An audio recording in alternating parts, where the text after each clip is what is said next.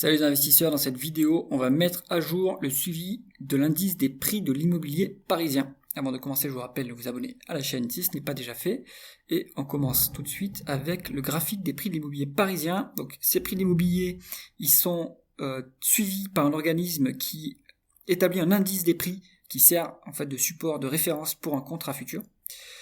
Cet indice des prix, il est constitué à partir d'extractions régulières, donc toutes les 2 semaines, de la base des biens, des notaires donc parisiens. Donc là, on se base sur des transactions réelles. Après, l'organisme il standardise les résultats pour avoir un bien qui est comparable. En effet, si vous achetez dans le 19e, c'est pas pareil que d'acheter dans le 7e. Donc leur série statistique prend cela en compte. Alors, ce qu'on voit maintenant sur ce graphique, c'est que depuis novembre 2020, on a bien chuté au plus bas de la baisse de 20%. Si on se place sur la période récente, on est en train de se stabiliser dans une sorte de zone ici, là, entre 9005 et 9007. Là, on se trouve à 9640, donc la question va être de savoir, est-ce qu'on va rester dans cette zone? Est-ce qu'on va réussir à en sortir? Ou est-ce qu'on va continuer à baisser? Mon opinion, moi je pense qu'on va continuer à baisser, après peut-être un temps de vivotement dans la zone. Et pourquoi est-ce qu'on va continuer à baisser? Donc, vous le savez, sur la chaîne, on suit l'évolution du crédit immobilier.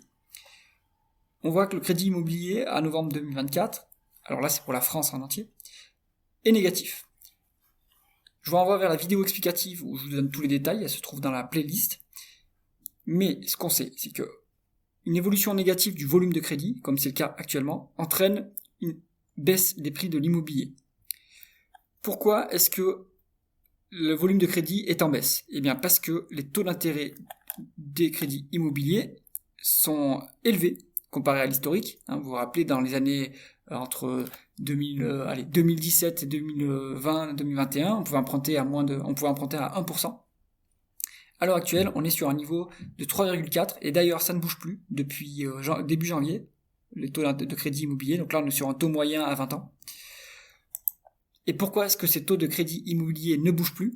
Eh bien, si vous regardez le taux des obligations d'État, de l'État français à 10 ans, mais on peut prendre ça aussi, on peut prendre les obligations à 20 ans, eh bien, on voit que sur un an, par exemple, on est en hausse. Depuis le début de l'année, on est sur une stabilité, voire une hausse. Ça a un peu baissé sur un mois, mais rien de significatif, et ça augmente depuis une semaine. Dans l'absolu, le taux de français à 10 ans, il est à 3,2%. Celui à 20 ans, il a un niveau plus élevé. On peut d'ailleurs le voir, si je mets France 20 ans ici. On se trouve sur un niveau de taux d'intérêt qui est à 3,5%. Ce qui est à peu près la même chose que les taux de crédit immobilier, parce qu'il y a un lag en fait entre le moment où les banques ajustent leur taux et la référence.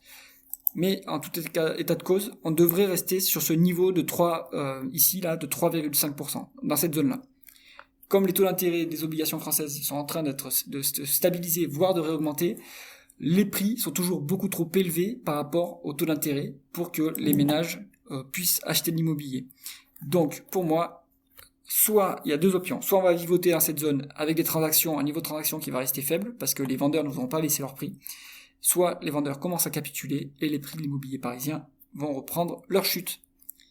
Et évidemment, je ne vois pas une hausse des prix de l'immobilier, parce que les revenus des ménages sont en baisse, vu que le chômage augmente. Les taux sont toujours élevés. La demande n'est pas solvable.